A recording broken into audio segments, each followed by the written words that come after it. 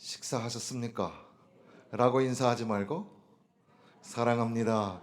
옆에 있는 분들하고 인사하시겠습니다. 사랑합니다. 장로님 사랑합니다. 사랑합니다. 예수 안에서 서로 사랑하고 사랑이 넘치는 교회 되었으면 참 좋겠습니다. 오늘 오후 시간에는 너희도 가려느냐라는 제목으로 잠깐 말씀을 나눌 텐데요. 우리가 하나님 말씀을 들을 때도 적어도 세 부류의 사람이 있을 수 있겠습니다. 하나님 말씀을 들으면 그 말씀을 거절하는 사람이 있습니다. 그러니까 하나님 말씀이 계속해서 튕겨지는 사람이죠. 하나님 말씀을 읽거나 또는 설교자를 통해서 듣거나 할 때에 하나님 말씀이 그저 쏙쏙 내 안에 들어오는 게 아니라, 그리고 또 이해도 되고 믿어도 지고 신기하죠. 이 설교는 어떻게 보면은 학문에 굉장히 여러 가지 결정체가 설교이거든요. 하버드 대학에서는 인문학 학사, 하버드 대학교가 만들어질 때 인문학 학사, 그 다음에 인문학 석사, 그 위에 신학 석사, 신학 박사를 뒀어요. 그러니까 인문학의 모든 학문보다 그 위에 신학을 두었거든요.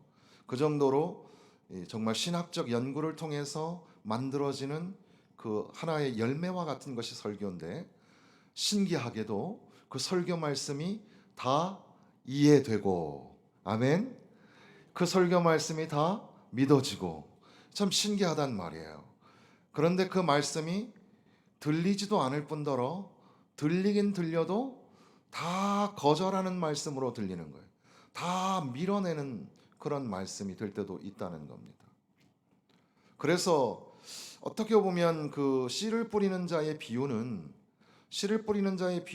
그 논쟁이 많은데, 제 생각에는 조금 더 비중을 더 두는 것이, 하나님 나라는 천국은 말이에요.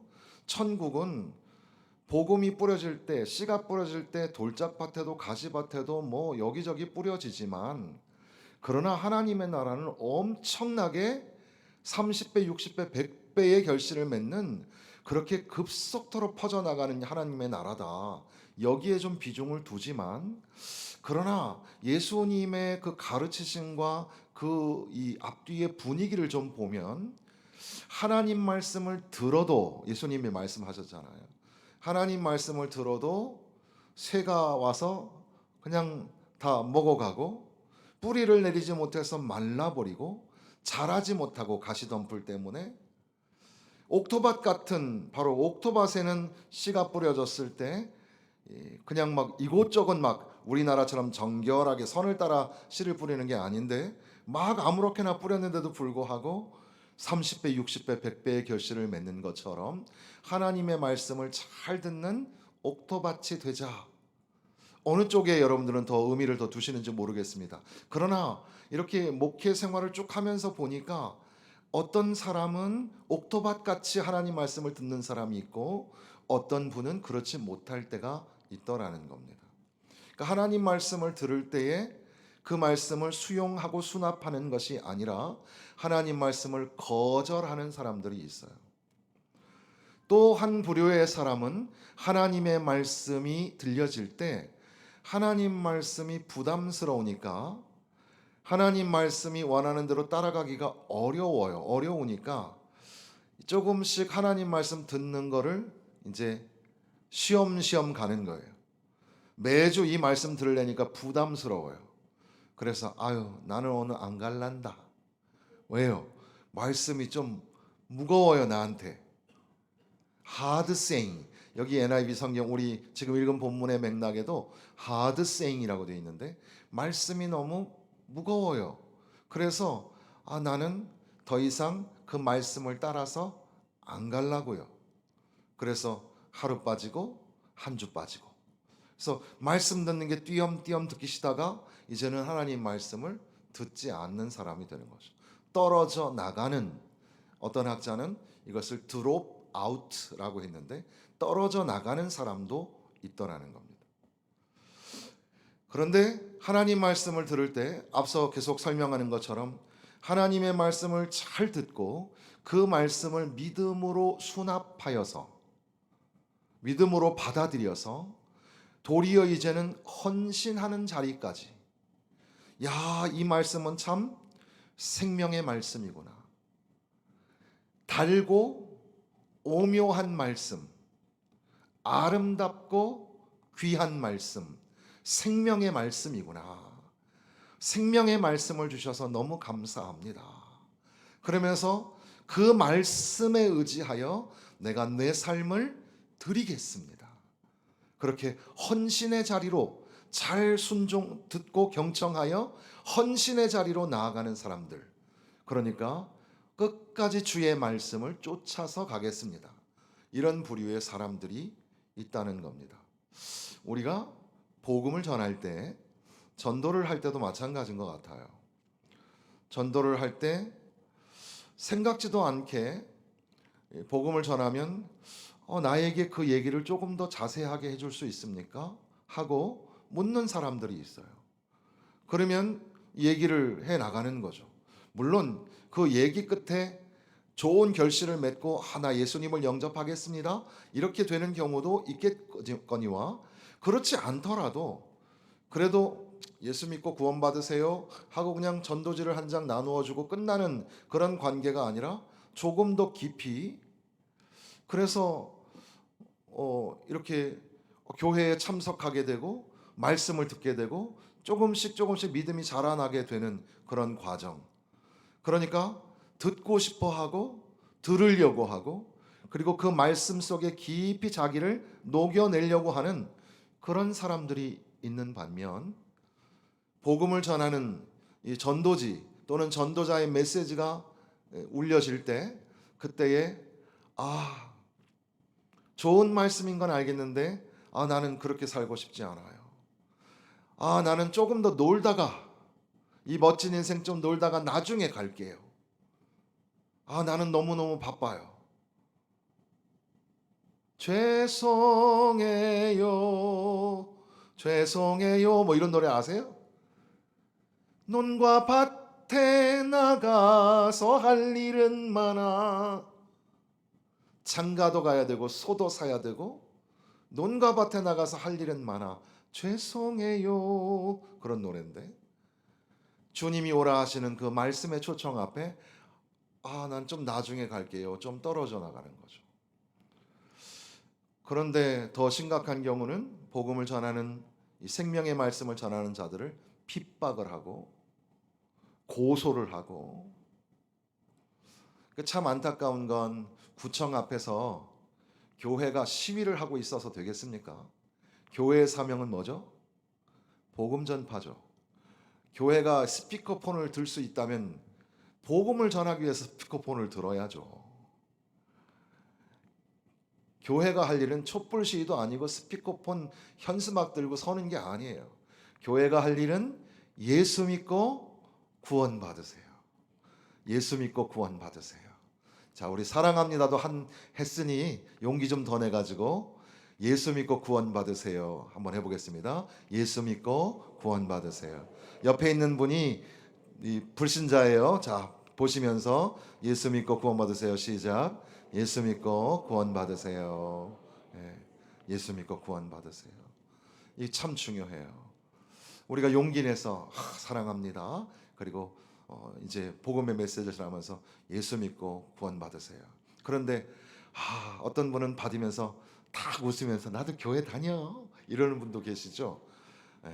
교회 잘 다녔으면 좋겠고, 또 예수님을 믿지 못하는 분들이 혹시라도 알아요. 우리가 이렇게 전하는 전도지, 가끔 제가 다른 교회 전도지를 보면 전도지가 막 굉장히 화려하더라고요. 그래서 우리도 좀 멋있게 만들어야 되나? 우리는 뭐 카페도 없고 수영장도 없고, 뭐 옆에 교회 보니까 뭐 수영장도 있고 뭐 그런 게 있던데, 글쎄. 그런데 우리 교회 복음을 전하는 전도자들은 그 어느 교회 전도자들보다 뒤지지 않는다고 생각하기 때문에, 정말 그냥 그 온유월 떼약볕에도 나가서 막 복음을 전하는 그 섬김이 아름답기 때문에 하나님 분명히 열매를 주실 줄로 믿습니다. 복음을 전하는데 이렇게 영접을 하겠다고 받아들이는 사람도 있지만, 에이, 바빠. 그리고 막 이렇게 치고 나가는 사람이 있죠. 그러면 그냥 그 뒤통수에다 대고 그냥 확 그냥 한마디, 에이, 뭐 어떻게 해요? 예이, 예수 믿고 구원받아라. 뒤에다 대고도 예수 믿고 구원받으세요. 예수 믿고 구원받으세요. 다시 한번 인사할까요? 예수 믿고 구원받으세요. 예수 믿고. 그래서 그게 있잖아요. 당신은 지금 어디로 가나요? 발걸음 무겁게. 그러잖아요. 그런 사람들에게 뭐가 필요해요? 예수 믿으세요.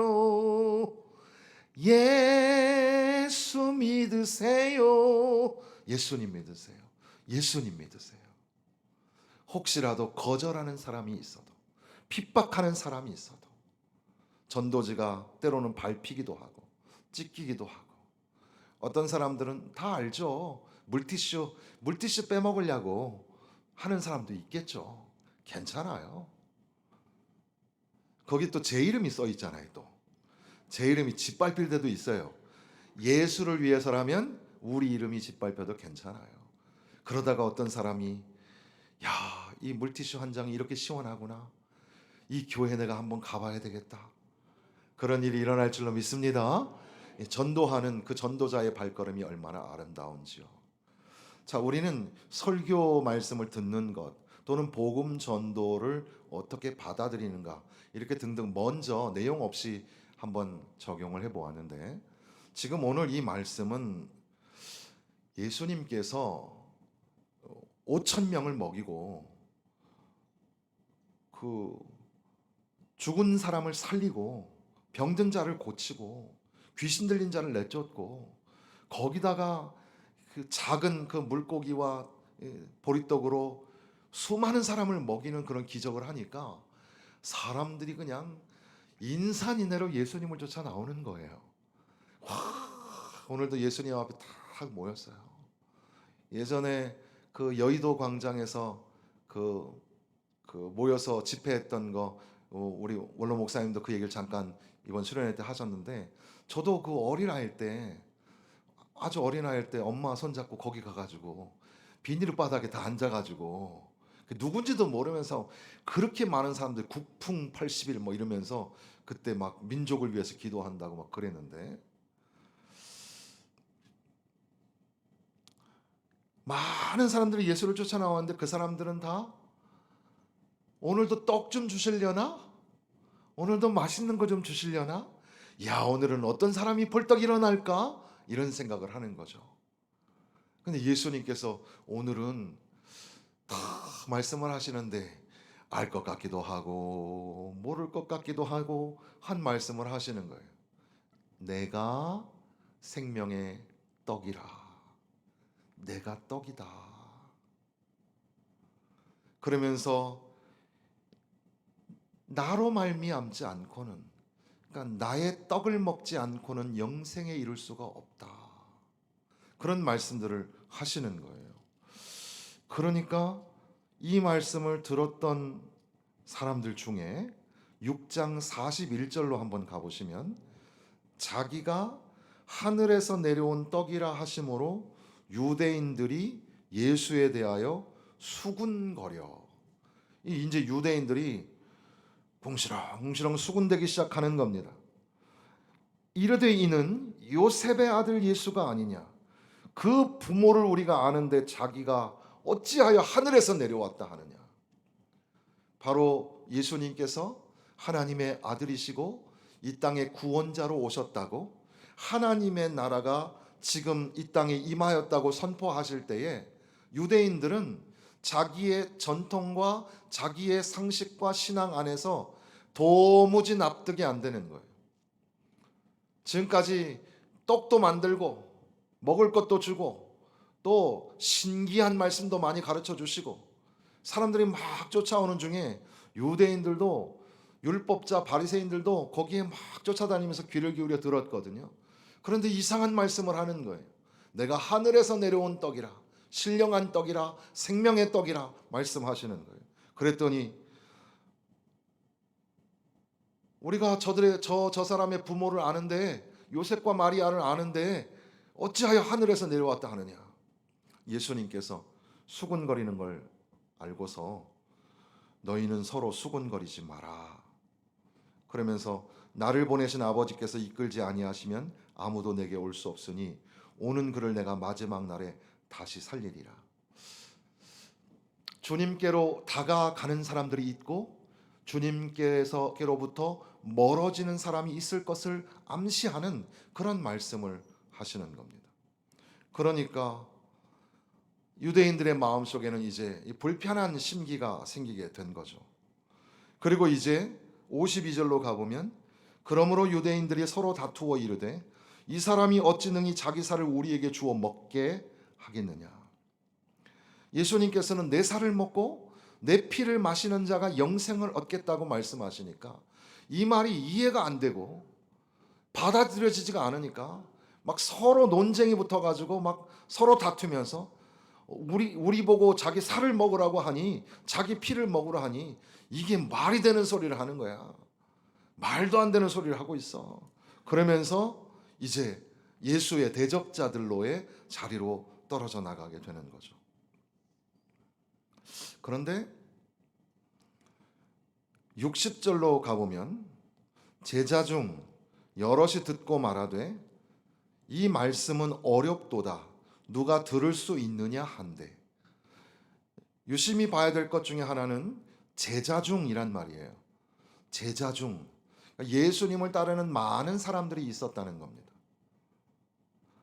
오늘 우리도 여기 옆에 보면 글씨를 멋있게 만들었잖아요. 우리가 지난 한 6년간 현수막으로 선교 예배 제자 이렇게 걸어놨었는데 이것을 이제 우리 이제 교회 리모델링도 했으니까 좀 멋지게 좀 예쁘게 만들어 보려고 우리 교회 집사님들이 디자인을 하고 뭐 우리 조선의 집사님이나 김건호 집사님 도와주시고 우리 관리위원장이신 우리 정승호 장로님께서 신경을 많이 쓰시고 박명수 장로님이랑 해가지고 이렇게 붙였어요. 멋지죠? 그 멋져서 그런데도 붙인 장로님들은 저게 좀 더 빛이 났으면 좋겠다 싶어서 조명도 있었으면 좋겠고 막 이런 여러 가지 생각이 계신 것 같은데 제가 볼 때는 멋진 것 같아요.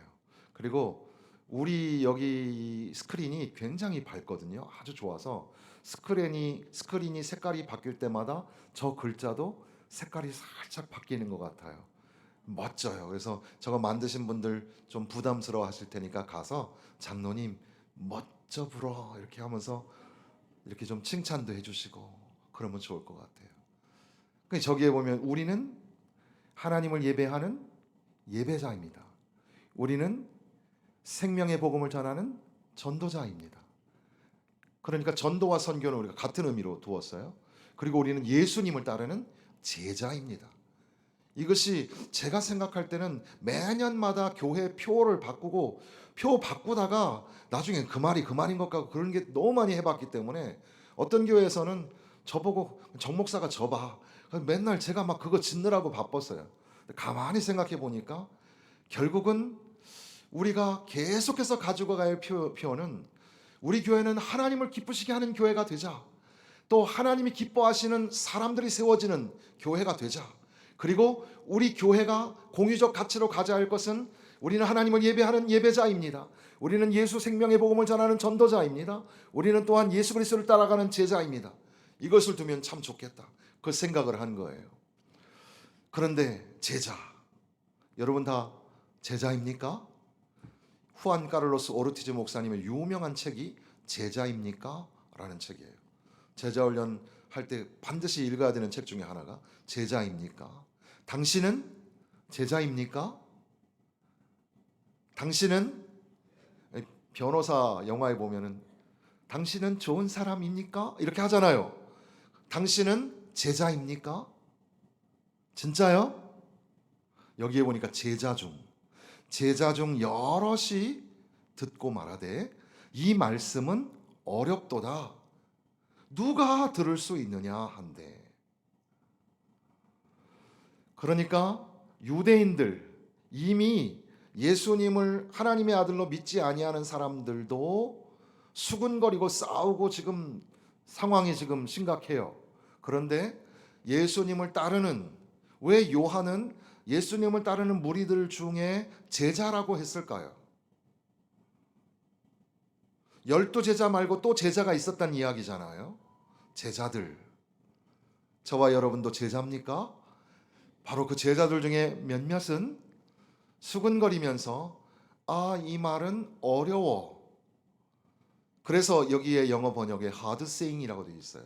이 말씀은 어려워. 지키기가 어렵고 이해하기가 어렵고 믿기가 어려운 말씀이에요.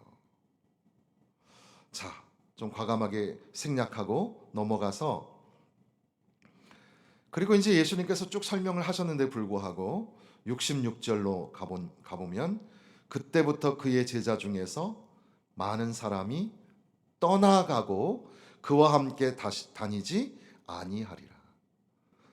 그때부터 예수님 곁을 떠났어요. 제자들인데, 제자는 쫓는 자, 따르는 자이잖아요. 그런데 그 곁을 떠났어요. 예수님의 어렵고 무거운 말씀을 하실 때 그때 그 자리를 떠난 거예요. 여러분은 제자입니까? 예수님이 우리 가운데 오늘 찾아오셔서 우리에게 내 살과 내 피를 먹는 자가 아버지께로 갈 수 있다. 영생의 말씀, 생명의 말씀을 우리에게 주실 때 아무든지 나를 따라오려거든 자기 십자가를 지고 따라올 것이니라. 너희에게 환난이 있을 것이다. 그러나 담대하라. 세상 끝날까지 너희와 항상 함께 있겠다. 성령이 너희에게 임하시면 너희는 권능을 받고 예루살렘과 유대와 사마리아와 땅끝까지 이르러 복음의 증인이 되라. 말씀하실 때 나는 못해요 하고 뿔뿔이 흩어져 갔던 제자들처럼 오늘 우리들도 다 못하겠다고 떨어져 나가는 건 아닐까요? 교회는 뭐가 문제일까요? 교회에 이 고민이 있잖아요. 오늘 우리는 고민이 있습니다. 교회에 어떻게 해야 될지. 지금 여기 앉아 계신 성도들의 평균 연령이 65세? 70? 큰일이죠. 이 교회 어떡하죠? 지난 70년 정말, 그래서 이 원로 목사님들끼리 하는 얘기가 있어요. 우리들은 그래도 힘들고 어려운 환경에 있었지만 정말 귀한 대접을 받았던 시기를 지나고 지금 이 젊은 목회자들에게는 우리가 너무 무거운 짐을 맡겨놓고 떠난다. 이제는 교회가 점점 축소되는 그런 시점에 와 있습니다. 왜 교회 사람들이 일을 안 하려고 하고 직분을 안 맡으려고 할까요? 교회에 직분자 뽑는 게 어려워졌어요. 신실한 종을 뽑기도 어려워요. 목회자는 어떨까요? 드디어 우리 교단 신학교가 제일 크잖아요. 우리나라 교육법에 한 교단에 하나의 대학만 인정하다 보니까 하나의 대학을 만들고, 우리 교단은 교단이 크다 보니까는 10개의 신학교를 만들었죠. 우리 교단 굉장히 크단 말이에요.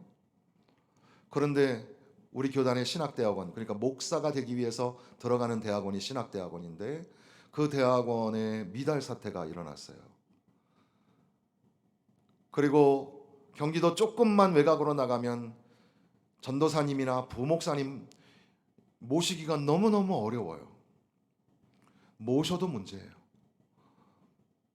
모셔도 노동자라 그러고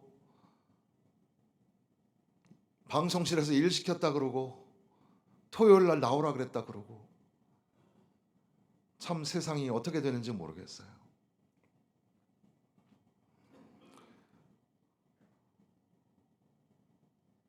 나를 따르라 주님이 말씀하실 때 죽음의 길을 예고하시는 주님, 그 십자가의 길을 따라가야 할 텐데 많은 제자들이 거기서 떨어져 나갔다는 거예요.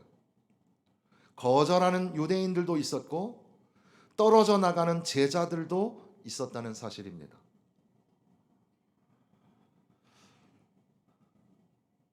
예수님께서 67절에 12제자에게 물어보시는 겁니다. 이 오늘 제목이죠. 너희도 가려느냐? 너희도 가려느냐? 성도들에게, 오늘 저와 여러분에게 하나님께서 말씀하시는 거예요. 야, 다 떠나갔어. 너희도 가려느냐? 옛날에는 멀다고 우리가 교회를 못 나온 적이 있었나요? 바쁘다고, 아프다고 교회를 못 나간 적이 있었나요? 목숨 걸고 교회를 나갔죠. 매를 맞으면서도 교회 갔어요. 지금은 코로나에 걸려서 교회를 못 나오고, 코로나에 걸릴까봐 교회에 못 나가고, 코로나에 콧자가 들려서 못 나가요.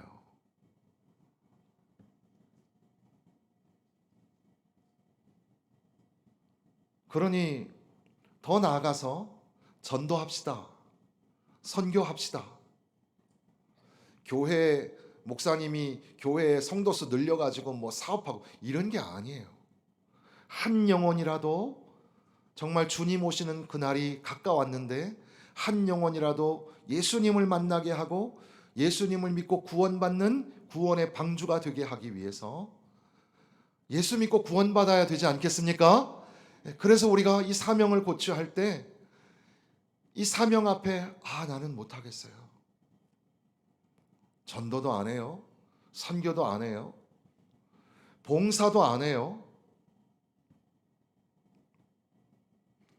그런데 베드로가 대답하기를 68절 같이 읽겠습니다.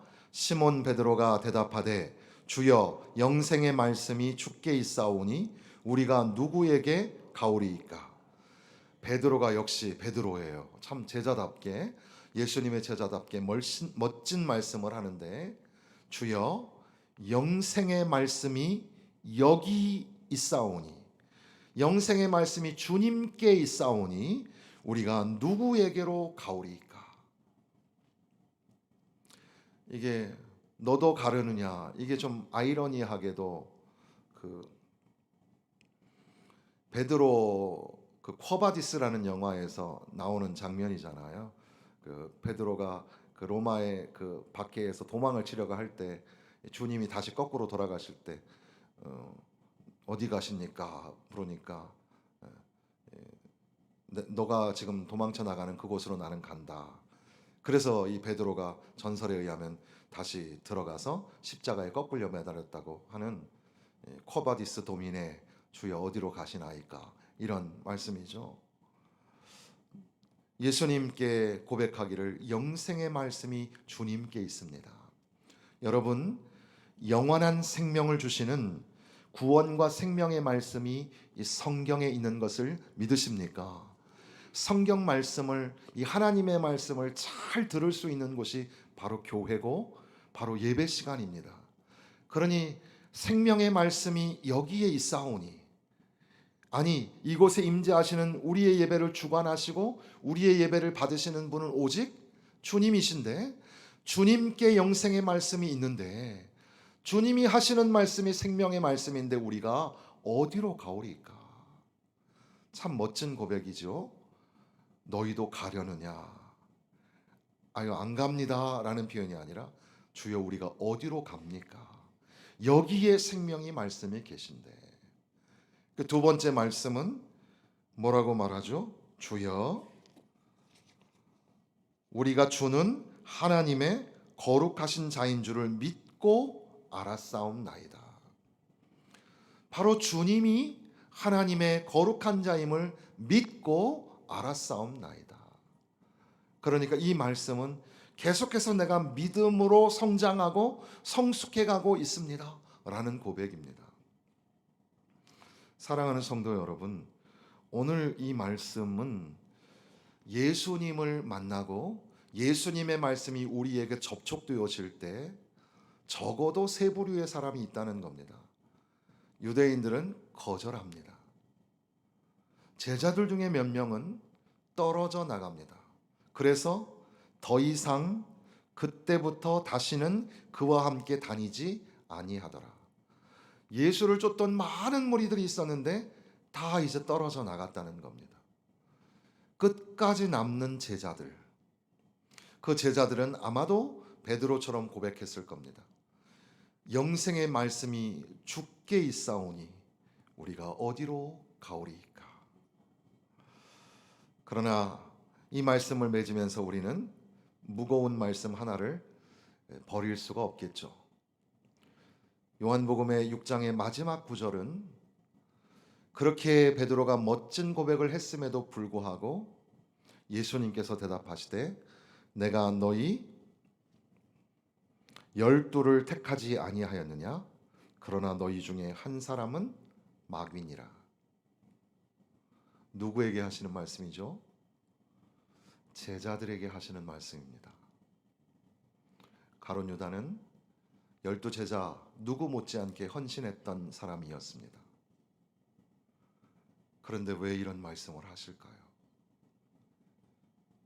이게 이번 한 주간 우리가 진지하게 고민해 보아야 합니다.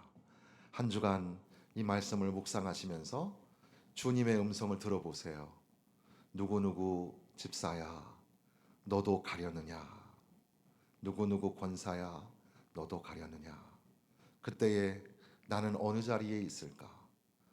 유대인들처럼 거절할 것인가? 제자들의 어떤 사람들처럼 떨어져 나갈 것인가? 아니면 베드로처럼 고백하고 헌신의 자리로 나갈 것인가? 아니면 가룟 유다처럼 될 것인가? 기도하겠습니다.